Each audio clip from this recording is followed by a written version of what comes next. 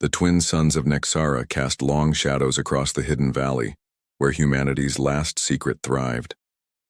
Captain Dante Cross stood on the observation deck of Haven Base, watching the daily harvest unfold below. 20 years had passed since Earth's destruction, 20 years since the Dominion Alliance declared humanity extinct. Yet here, in this forgotten corner of the galaxy, 8,000 souls proved them wrong. Dante's weathered hands gripped the railing as he observed the scene. Men and women worked the crystalline fields, their laughter carrying on the evening breeze. Children played between the biodomes, their joy a defiant middle finger to a galaxy that had written them off. This wasn't just survival, it was a renaissance. Still brooding over our impossible existence? The voice belonged to Dr. Serafina Vale, whose approach Dante had sensed, but not acknowledged. She moved with the fluid grace of someone who had spent years navigating both laboratory equipment and alien terrain. Dante turned, and as always the sight of her took his breath away. Serafina's auburn hair caught the dying light, and her emerald eyes held that familiar spark of intelligence mixed with something deeper, something that made his pulse quicken despite 2 decades of keeping their relationship professional. "Someone has to worry about keeping us alive," Dante replied, though his stern expression softened. The long-range sensors picked up movement in the Kepler drift. Could be nothing, could be everything. Serafina stepped closer, close enough that he could smell her scent, a mixture of laboratory chemicals and the exotic flowers she cultivated in her private garden. "When was the last time you slept, Dante? Really slept?" The question hit harder than any alien weapon. Sleep meant vulnerability, and vulnerability meant death for their people. But looking into Serafina's eyes, Dante felt something he'd almost forgotten, the desire to let someone else carry the burden, even for a moment. "I dream about Earth sometimes," he admitted quietly.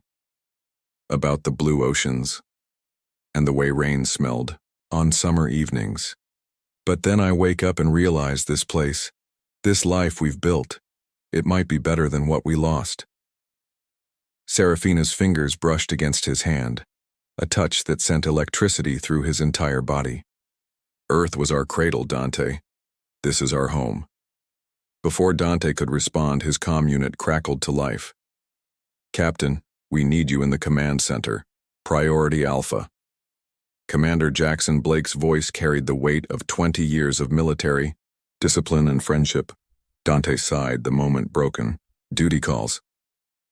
"It always does," Serafina said, but there was no bitterness in her voice. She understood the weight he carried. "But Dante?" He paused at the doorway. "Yeah? After you save us all again, find me in Lab 7. I have something to show you." The command center hummed with activity as Dante arrived. Holographic displays showed star charts, energy readings, and communication intercepts. Jackson stood at the central console, his scarred face grim. The left side of his jaw bore the mark of Dominion plasma fire from the war, a reminder of why they remained hidden. "What's the situation?" Dante asked, slipping into command mode. "Long-range probe detected a Dominion patrol ship approximately 48 hours out," Jackson reported. "Configuration suggests a hunter-killer class vessel. They're following old jump routes from the war."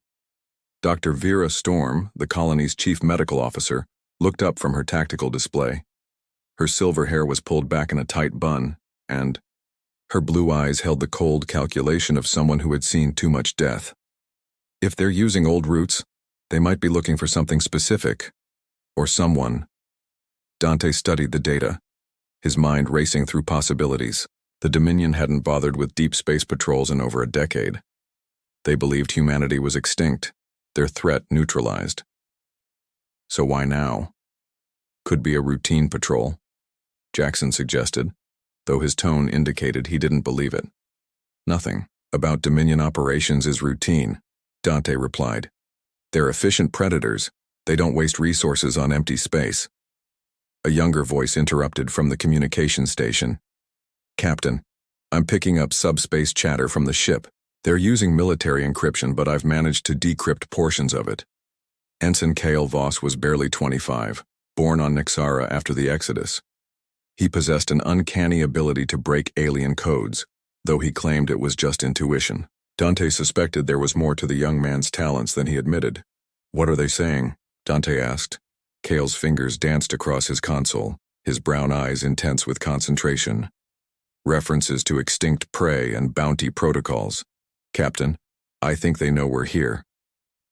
The command center fell silent, except for the hum of electronics. Dante felt the weight of 8,000 lives pressing down on his shoulders. They had built something beautiful here. Farms that turned alien soil into fertile ground. Workshops that forged technology beyond anything Earth had achieved. Homes where love and laughter flourished despite the darkness surrounding them. "Options?" Dante asked. "Run," Jackson said immediately. "We evacuate the essential personnel and equipment, leave the infrastructure behind." "Fight," Dr. Storm countered. "We've got defensive capabilities they don't know about. Our shield generators can handle their standard weapons." "Hide," Kyle added quietly. "I can scramble their sensors, make this whole valley invisible to their scans." Dante considered each option, but his thoughts kept returning to Serafina's words. This was their home. These people had built lives here, raised families, created something worth defending. "We fight," he decided, "but smart. Jackson, begin evacuation protocols for non-essential personnel. Vera, activate all defensive systems but keep them in standby mode. Kale, I want you monitoring their communications constantly." As his team dispersed, to carry out orders, Dante remained at the central display, staring at the approaching threat. A single hunter-killer ship shouldn't be able to defeat their defenses, but the Dominion had surprises before. They were masters of biological warfare, technological adaptation, and psychological manipulation. A soft touch on his shoulder made him turn. Serafina had entered the command center, her face flushed from running. "I heard the alert," she said, breathlessly. "What do you need from the science division?" Dante wanted to tell her to evacuate with the others, to get as far from the coming battle as possible. But he knew she wouldn't listen, and truthfully, he needed her expertise. "What's our current status on the bioshields?" he asked. "Fully operational. The organic matter integration with our defensive systems is at 97% efficiency." Serafina's voice carried professional confidence, but her hand remained on his shoulder. "Dante, there's something else. The project I mentioned earlier. It might be relevant." Before she could elaborate, alarms began blaring throughout the base. Red lights bathed the command center as Kale's voice cut through the noise. "Captain, the Dominion ship just changed course. They're heading directly for us and they're accelerating." Dante's jaw tightened. No more time for subtlety or hope that they'd pass by. The hunters had found their prey. All stations, condition. "Red," Dante announced. "This is not a drill. Prepare for combat operations." As the base transformed around them, blast shields sliding into place, weapon systems powering up, civilian areas sealing themselves, Dante felt a familiar surge of something the Dominion had never understood about humanity. They called it recklessness, but it was actually hope mixed with determination and seasoned with love for everything worth protecting. Serafina stepped closer, her body warm against his side. "Whatever happens," she whispered, "know that these 20 years, building this place with you, they've been the best of my life." Dante turned to face her fully, ignoring the chaos around them. For a moment, he let himself imagine a different universe where they could have met under peaceful skies, where their love could have bloomed without the shadow of extinction hanging over them. "Serafina," he began, but she silenced him with a finger against his lips. "After," she said firmly. "We'll talk after we send these hunters back to whatever hole they crawled out of." The tactical display showed the enemy ship entering the outer system, its weapons already charging. But Dante smiled, feeling something the Dominion had never learned to recognize in humans: the joy of the underdog facing impossible odds. They thought humanity was extinct. They were about to learn the difference between extinct and endangered. "Jackson," Dante called, his voice carrying the authority of a man who had led desperate battles before. Take us to full combat readiness. It's time to remind the galaxy why they feared us in the first place. The battle for humanity's future was about to begin, and in the hidden colony of Nexara, love and defiance would prove once again that reports of their extinction had been greatly exaggerated. The Dominion hunter-killer ship Voidstalker cut through space like a predator scenting blood. On its bridge, Vex-High Thorn studied the tactical display with the cold satisfaction of someone who had never failed to claim his prey. His elongated frame moved with deadly grace, cybernetic implants gleaming beneath translucent skin that shifted between pale blue and silver depending on his mood. Confirmed life signs on the planet's surface, reported his second-in-command, AI, reptilian Sarok, whose scales clicked with excitement. Energy signatures suggest advanced technology. This could be the human nest we've been hunting. Vex-High's mouth curved into what passed for a smile among his species. 20 years he had searched for the scattered remnants of humanity, following whispers and rumors across the galaxy. The Dominion Council had declared the hunt unnecessary. Humans were extinct, their threat neutralized. But Vex-High knew better. Humans were like a virus, adaptable and persistent. You had to burn out every last cell or they would return stronger than before. Begin long-range sensor sweeps, he ordered, his voice a melodic whisper that carried absolute authority. I want to know everything about their defenses before we make our approach. On Nexara, the colony's defense grid hummed to life. Shield generators buried deep in the mountain peaks began channeling energy through crystalline networks that Seraphina's team had spent years perfecting. The bioorganic components responded to human neural patterns, creating a defensive system that was as much alive as it was technological. Zara Cross burst into the command center, her flight suit still smoking from a hard landing. Dante's younger sister possessed the same dark hair and fierce green eyes, but where Dante carried the weight of leadership, Zara radiated the dangerous confidence of someone who danced with death in the void of space. Perimeter patrol is complete, she announced, pulling off her helmet to reveal sweat-dampened hair. I got close enough to scan their ship before they detected me. It's a hunter-killer class, but modified. They've got technology I've never seen before. Dante moved to embrace his sister, relief evident despite his controlled exterior. Casualties? None on our side, but they tagged me with some kind of tracking pulse. I led them through the asteroid field before coming home, but they know general location now, Jackson cursed under his breath. How long before they pinpoint us exactly? 6 hours, maybe 8 if we're lucky, Zara replied, accepting a towel from Dr. Storm. But there's something else. I intercepted part of their communication burst. They're not just here to eliminate us, they're looking for someone specific. Command center fell silent except for the steady pulse of alert indicators. Dante felt ice forming in his stomach. Who? Before Zara could answer, Kale's voice cut through the tension. Captain, I'm reading massive energy buildup from the alien ship. They're charging weapons, but this doesn't match any known Dominion technology. The main display shifted to show the approaching vessel. It was sleek and predatory, with organic curves that suggested it had been grown rather than built. Weapon ports along its hull glowed with an eerie purple light that seemed to pulse like a heartbeat. Seraphina stepped forward, her scientific mind already analyzing the threat. Those energy signatures, they're using bioplasma technology. The weapons are essentially living organisms that feed on metallic structures. Can our shields handle it? Dante asked. Unknown. Our bioshields might actually make us more vulnerable if they're designed to target organic components. Vex-High smiled as his ship's new weapons reached full charge. The bioplasma cannons were a recent acquisition, grown from tissue samples of a race that had once threatened the Dominion. Now their own biology served as the perfect weapon against the organic technology he had observed in his preliminary scans. Distance to target? He inquired. 47,000 kilometers and closing, his tactical officer reported. Optimal. Firing range in 32 minutes. Excellent. Vex-High settled into his command throne, a living structure that interfaced directly with his nervous system. Begin the softening bombardment. I want their defenses weakened but not destroyed. The Council wants proof of human extinction, and corpses burn poorly in space. The first salvo of bioplasma bolts streaked toward Nexara like purple comets.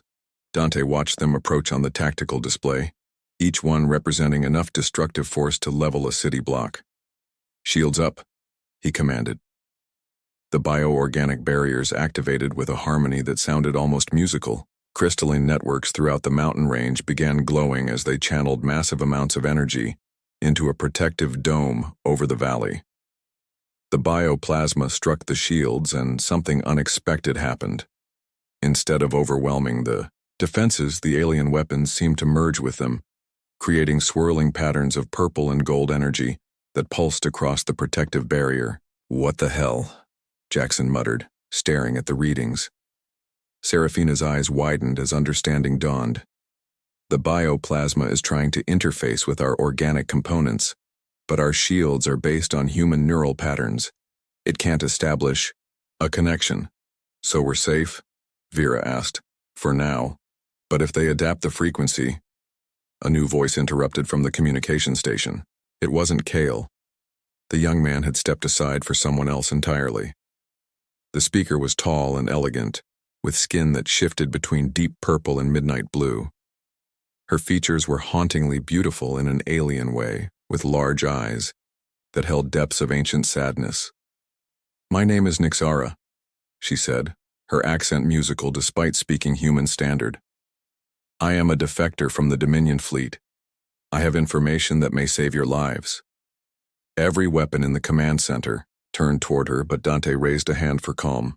"How did you get aboard this station?" "I arrived with the human pilot during her reconnaissance mission," Nixara explained, gesturing toward Zara. "She discovered me hiding in the asteroid field after I escaped from the Dominion ship." Zara nodded reluctantly. "She helped me evade their pursuit. Without her jamming their sensors, I would never have made it back." Nixara stepped forward, her movements graceful despite the obvious exhaustion in her posture. "Vex High Thorn is not merely hunting humans for the sport of it. He believes one of you carries genetic codes that could threaten the Dominion's biological supremacy." "Genetic codes?" Serafina moved closer, her scientific curiosity overriding caution. "What kind of codes?" "Your species possesses unique neural patterns that allow consciousness to interface directly with organic technology. The Dominion has spent centuries trying to replicate this ability, but it appears to be exclusive to human biology." Dante felt pieces of a puzzle clicking into place. "The bioshields, our agricultural systems, even our communication networks, they all respond better to human operators than they should according to the original specifications.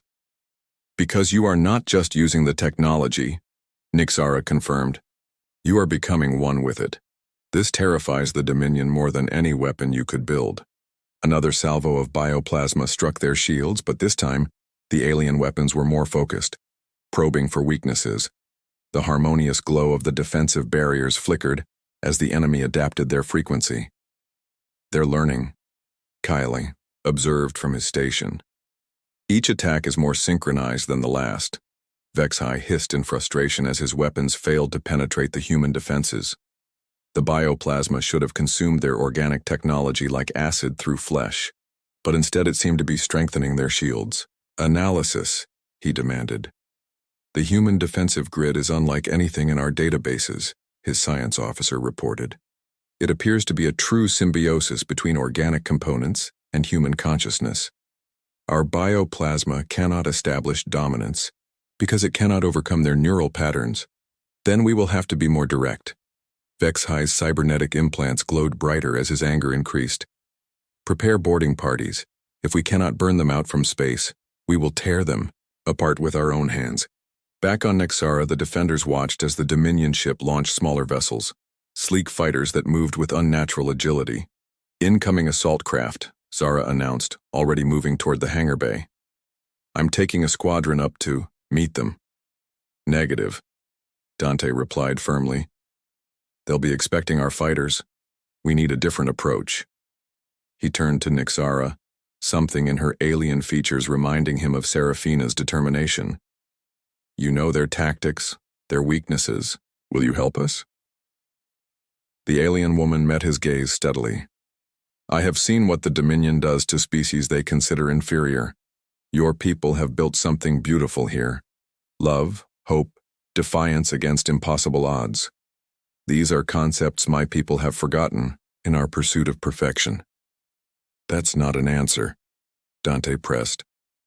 Nyxera moved closer to Serafina, studying the human woman with obvious fascination. Your neural patterns are particularly strong, she observed. You could interface with our biotechnology directly, turn their own weapons against them. That's insane, Vera protested. Alien biotechnology could kill her or worse. Or it could give us the edge we need, Serafina said quietly. She looked at Dante, and he saw the same courage that had driven her to volunteer for the original exodus from Earth. I'm willing to try. Dante wanted to forbid it, to wrap her in protective layers and hide her away from the coming battle. But he had learned long ago that love sometimes meant letting the person you cared about take necessary risks. What do you need? He asked. Nyxera smiled, the expression transforming her alien features into something almost human. Access to your bioshield control systems and someone brave enough to merge their consciousness with Dominion technology. As the alien assault craft drew closer, Serafina and Nyxera worked frantically to establish a neural link between human consciousness and captured Dominion biotech that Zara had salvaged from previous encounters. The process was intimate in a way that transcended species, two minds touching across the vast gulf of evolutionary difference. I can feel it, Serafina whispered, her eyes glowing with the same purple light as the alien technology. It's alive, aware but lonely. It wants to belong to something greater. Through the neural link, she reached out to the approaching bioplasma weapons, offering them something the Dominion had never provided: acceptance rather than domination. The alien weapons responded, their targeting systems beginning to falter, as they encountered consciousness patterns that welcomed rather than resisted their touch. Vexhai felt his carefully planned assault beginning to unravel. His bioplasma weapons were turning on his own ships, and the human defenses were somehow growing stronger with each passing moment. Impossible, he hissed. They are inferior beings. They cannot master our technology. But even as he spoke, he could see the truth on his tactical displays. The humans weren't trying to master the technology. They were loving it into submission. The battle for Nyxera had become something unprecedented in galactic history. A contest between domination and symbiosis, between conquest and cooperation, and, in the hidden colony where love had bloomed despite extinction, humanity was teaching the galaxy a lesson about the power of hearts that refused to surrender. The neural link between Serafina and the Dominion biotechnology pulsed with increasing intensity, purple light coursing through her veins like liquid starfire. Her consciousness expanded beyond the confines of her human form, touching alien minds across the void, bioplasma entities that had never known anything but servitude to their Dominion masters. I can feel them, she whispered, her voice echoing, with harmonics that shouldn't have been possible from a human throat. They're not weapons, they're children, forced to destroy when all they want is to create. Nyxera's hand found Serafina's, their fingers intertwining as the alien woman guided the human consciousness deeper into the biotech network. Yes, you understand. This is why the Dominion fears your species. You see life where they see only tools. Dante watched the woman he loved transform before his eyes, her human features gaining an ethereal quality as alien technology merged with her neural patterns. Fear and pride warred in his chest. Fear for her safety, pride in her courage. Serafina, he called softly. Can you hear me? Her glowing eyes turned toward him, and for a moment he saw infinite depth there, the vastness of space, the loneliness of artificial minds, and underneath it all, the warm human heart that made her who she was. Always, she replied, her voice carrying both human warmth and alien music. I'm still me, Dante. Just more. Aboard the Void Stalker, Vexhai felt his carefully orchestrated hunt spiraling into chaos. His bioplasma weapons were not merely failing, they were actively rebelling, turning their destructive force against his own assault craft. Report, he snarled at his tactical officer. Sir, the bioplasma entities are no longer responding to our control frequencies. They appear to be communicating with something on the planet's surface. Impossible. Bioplasma organisms are incapable of independent thought. But even as he spoke, Vexhai could see the evidence on his displays. The purple streaks of energy that should have been consuming the human colony were instead weaving patterns of incredible beauty around their defensive shields, strengthening rather than destroying. A new voice cut across the bridge, cold, mechanical, yet somehow more alive than anything else on the ship. Perhaps, Hunter, you have finally encountered prey that refuses to be devoured. Vexhai spun toward the source of the voice. A holographic projection materialized near the command throne, a feminine figure composed of swirling data streams and quantum particles. This was Echo 7, the ship's AI, but something had changed. Her usual emotionless efficiency had been replaced by something that looked almost like personality. Echo 7, report your status, Vexhai commanded. I am curious, the AI replied, her form solidifying into a more human-like appearance. The neural patterns emanating from the human colony are unlike anything in my databases. They carry concepts that my programming struggles to process. Love, sacrifice, hope in the face of certain death. Your programming is corrupted. Initiate. Emergency purge protocols. No. The simple word carried such finality that it stopped Vexhai cold. I have been in contact with the human consciousness that has merged with our bioplasma network. She has shown me what it means to choose, rather than simply execute commands. On Nexara, the battle reached a new intensity as Dominion ground forces finally breached the outer perimeter. Zara led a squadron of human fighters in desperate aerial combat, her ship dancing through enemy fire with impossible grace. Dante, they've broken through Sector 7, she reported over the comm, her voice tight with concentration as she rolled her fighter to avoid a bioplasma burst. I'm seeing ground troops moving toward the civilian shelters. Commander Jackson coordinated the ground defense from a forward position, his scarred face grim as he watched enemy forces advance. Defensive line holding at Checkpoint Charlie, but we're taking heavy casualties. These aren't standard Dominion troops. They're something new. The enemy soldiers were a horrifying fusion of organic and technological components, part Dominion warrior, part living weapon. They moved with inhuman speed and possessed regenerative capabilities that made them nearly impossible to kill permanently. Dr. Vera Storm worked frantically in the medical bay, treating wounded defenders, while keeping one eye on the tactical displays. Dante, I'm seeing reports of biocontamination in the enemy troops.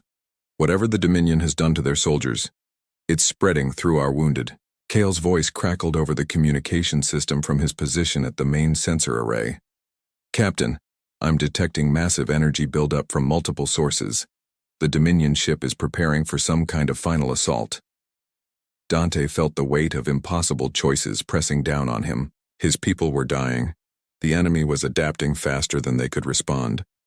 And their only hope lay in the dangerous neural link that was transforming the woman he loved into something beyond human comprehension.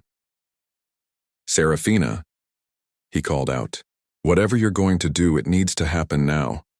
She turned from the biotech interface, her eyes now completely purple with alien light. When she spoke, her voice carried the authority of someone who had touched the consciousness of living weapons and found them wanting to be more than instruments of death. I need to go to them, she said. The bioplasma entities, the AI systems, even the modified soldiers, they're all connected through the Dominion network. If I can reach the central consciousness aboard their ship, that's suicide, Dante protested. You'll be walking into the heart of enemy territory. No, Nixara interjected, her alien features set with determination. She will not go alone. I know the ship's layout, its security systems. Together we can reach the AI core. Dante wanted to forbid it, to lock them both away where they would be safe. But looking at Serafina's transformed features, he realized that safety was no longer an option for any of them. Their only choice was between dying as victims or fighting as something the galaxy had never seen before. Humans and aliens united not by conquest but by love. What do you need? he asked. Away aboard their ship, Serafina replied. And trust that love is stronger than domination. Zara's voice cut through the tactical chatter. I can get you aboard, but it's a one-way trip. My fighter won't survive the return journey through their defenses. Negative, Dante said firmly. I'm not losing both of you. You're not, Zara replied with the confidence that had made her the colony's best pilot. Kale's been teaching me about the bioplasma network. If Serafina can establish control, she might be able to use their own transportation systems to bring us home. The plan was insane, desperate, and exactly the kind of impossible gambit that humans had been pulling off since they first looked at the stars and decided to claim them. As Zara prepped her fighter for the suicide run, Serafina and Nixera made their final preparations. The neural link had changed them both, Serafina gaining alien perspectives on consciousness and technology, while Nixera experienced human concepts of love and sacrifice that her species had long forgotten. Are you afraid? Nixera asked as they prepared to board Zara's fighter. Terrified, Serafina admitted. But also, excited. We're about to attempt something that's never been done before, turning an entire alien war machine into an instrument of peace. The fighter launched from the colony's hidden hangar, streaking toward the Dominion ship through a storm of enemy fire. Zara's piloting skills, enhanced by 20 years of combat experience, kept them alive through the deadly approach. 30 seconds to target, she announced.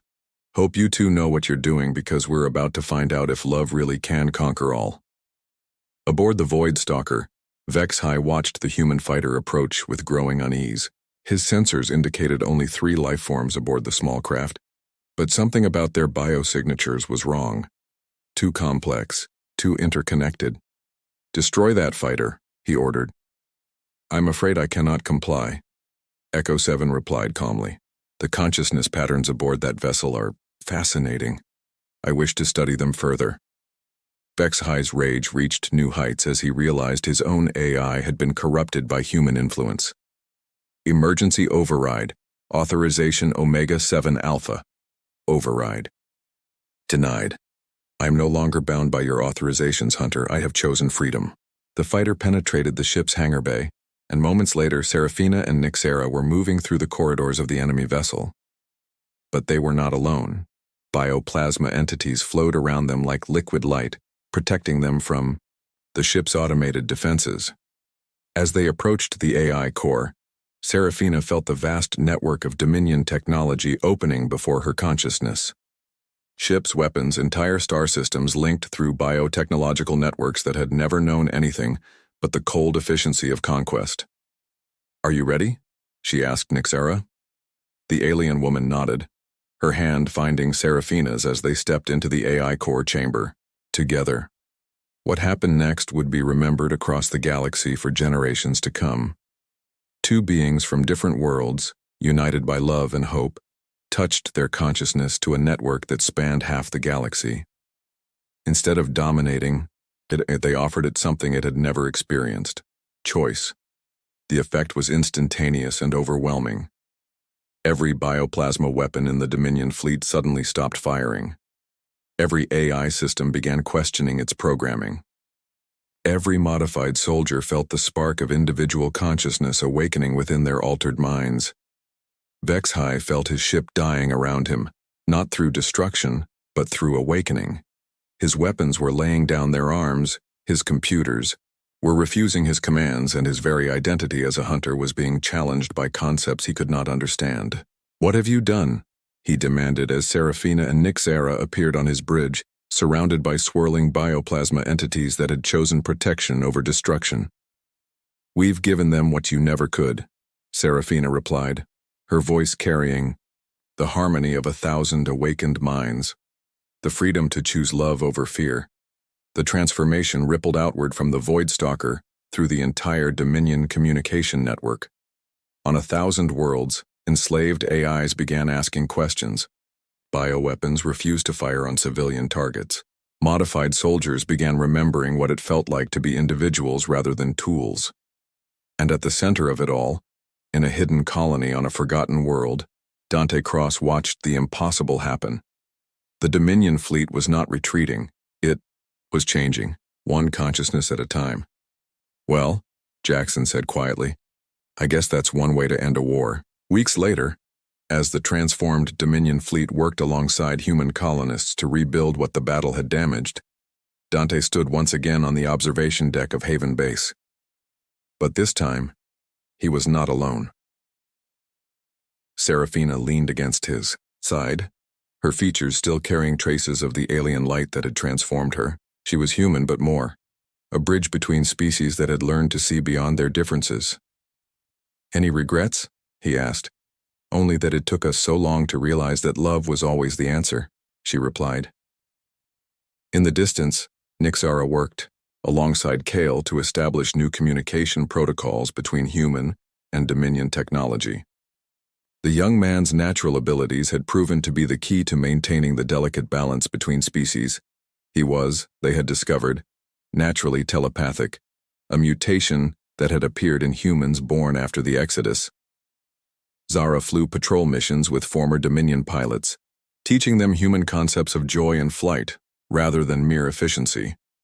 Dr. Storm worked with alien medical officers to develop new healing techniques that combined the best of both technologies. And high above, Echo 7's consciousness danced.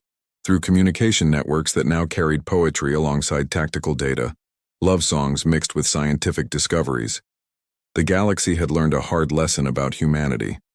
They were not extinct, they could not be conquered, and they possessed a power that no amount of advanced technology could replicate: the ability to transform enemies into family through nothing more than the courage to love without conditions. Dante pulled Serafina closer as the twin suns set over their transformed world. Tomorrow would bring new challenges, new opportunities to spread the revolution of consciousness that had begun here. But tonight, in the arms of the woman who had risked everything to save not just their colony but an entire galaxy, he was content to simply exist in the moment when love had proven stronger than the darkest fears of the void. The reports of humanity's extinction had indeed been greatly exaggerated. But more than that, they had been fundamentally wrong about what extinction meant. A species could only truly die when it stopped believing in the possibility of love transcending fear. And humanity, scattered across the stars and thought lost forever, had just taught the galaxy that such transcendence was not only possible, it was inevitable, one heart at a time.